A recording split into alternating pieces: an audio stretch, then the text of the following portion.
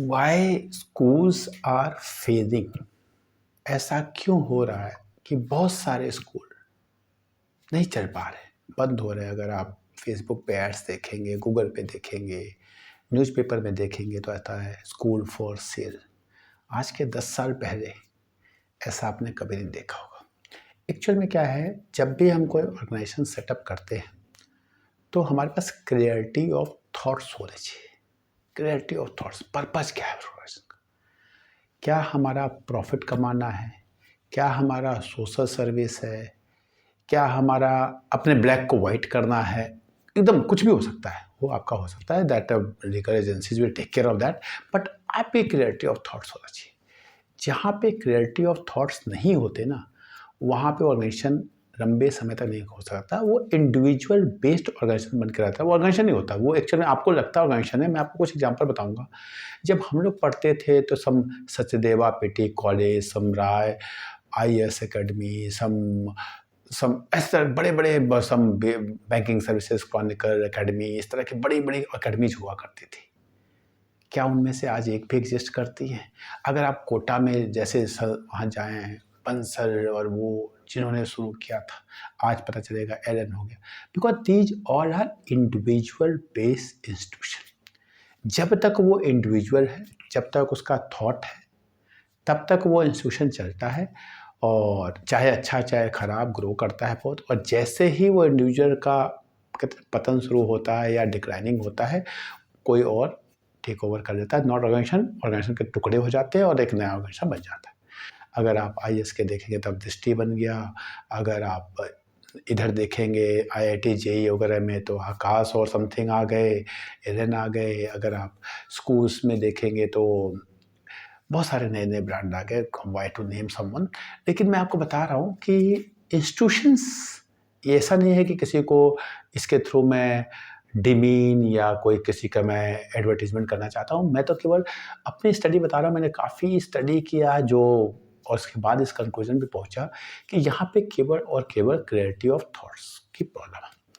हो क्या रहा है, पहले स्कूल कैसे खुलते थे? या तो कोई बड़ा आदमी होता था, उसके पास पैसे होते थे और वो कहता था मुझे सोसाइटी के लिए कुछ करना है।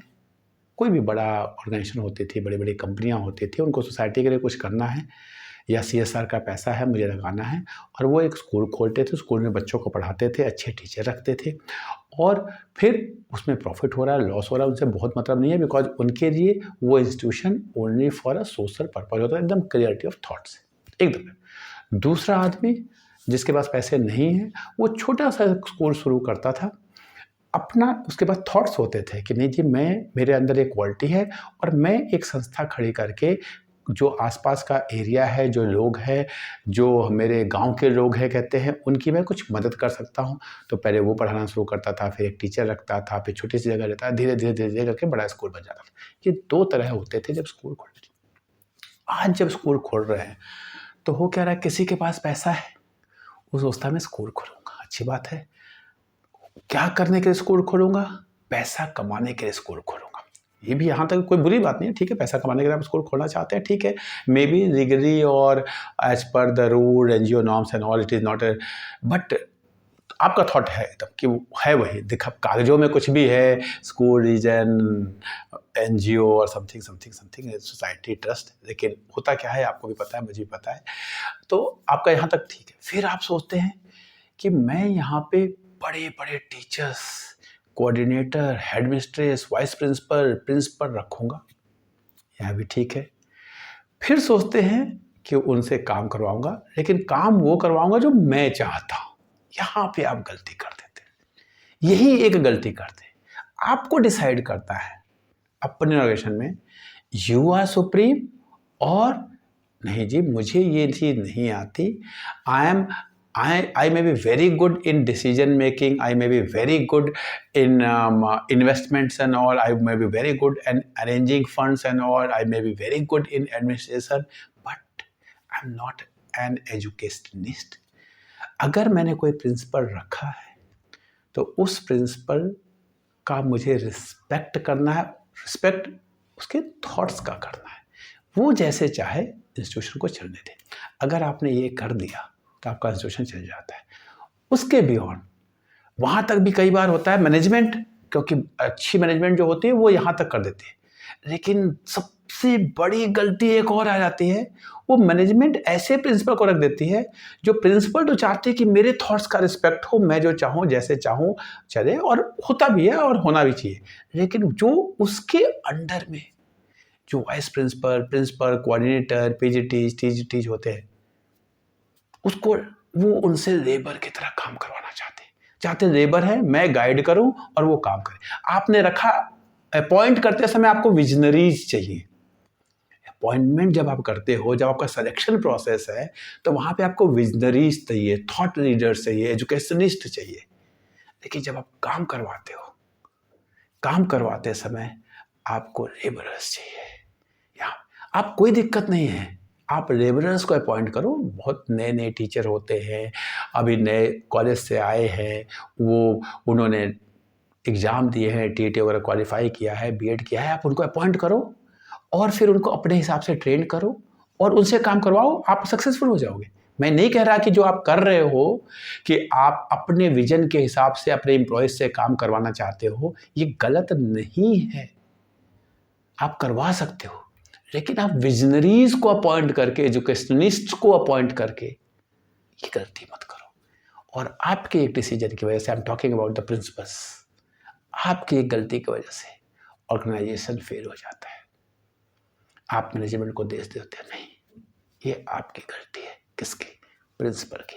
इसलिए मैनेजमेंट को चाहिए प्रिंसिपल अपॉइंट करते समय बहुत ध्यान दें, और पेरेंट्स को चाहिए। लोग कहते हैं स्कूल, अगर आपको अपने बच्चे के लिए स्कूल ढूंढना है ना, तो एक चीज ढूंढिए, प्रिंसिपल।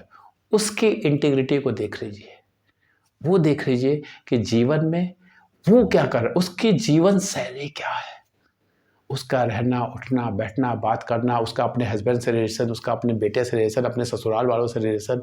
अगर ये आप कहीं से जज कर पाते हैं, सर्च कर पाते हैं, आपको पता चल जाएगा कि आपको अपने बच्चे को आपने सही हाथों में दे दिया, अपने आप पता चल जाएगा।